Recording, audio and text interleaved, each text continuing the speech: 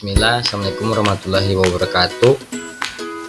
Di sini saya akan mempresentasikan materi dari mata kuliah ekofisiologi tanaman, yaitu pengaruh sekaman aluminium terhadap kandungan asam organik dalam kalus dan pinak tomat. Perkenalkan, nama saya Hadir Jidan Islamaka, NIM 611422055, jurusan Agroteknologi, Fakultas Pertanian, Universitas Negeri Gorontalo.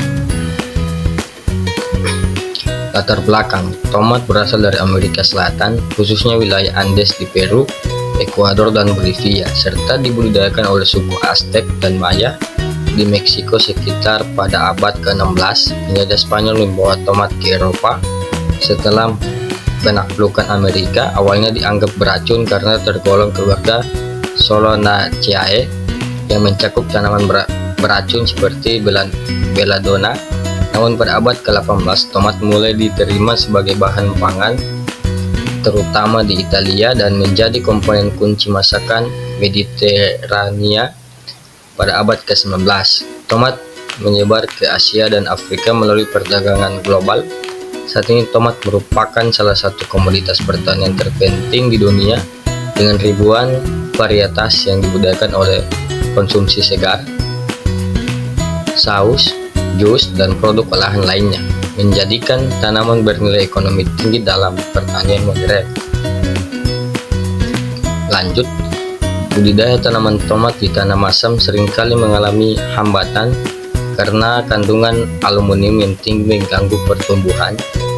Tanaman toleran terhadap aluminium dapat dihasilkan pemulihan konvensional atau manipulasi genetik.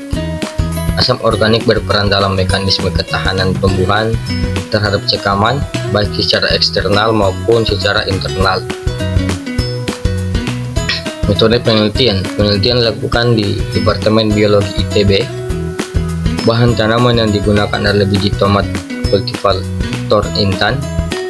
Induksi kalus dilakukan dari kotiledon kecambat tomat pada medium Barashik dan Skong /MS yang mengandung kalus, kemudian diberi perlakuan sekaman aluminium dengan menahan pada medium yang mengandung HICl 3 dengan konsentrasi terhadap 220 hingga 1100.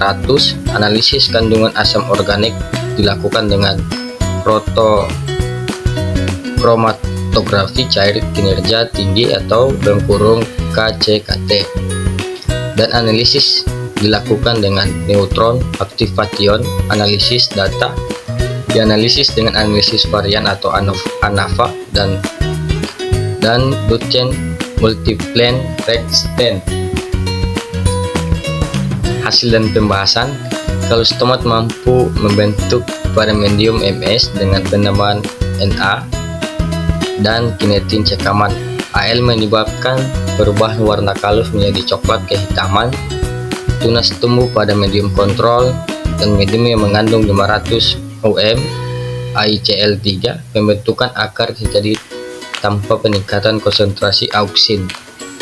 Analisis asam organik menunjukkan adanya asam malat dalam kalus dan pinak tomat, tetapi tidak ada asam sitrat dan oksalat.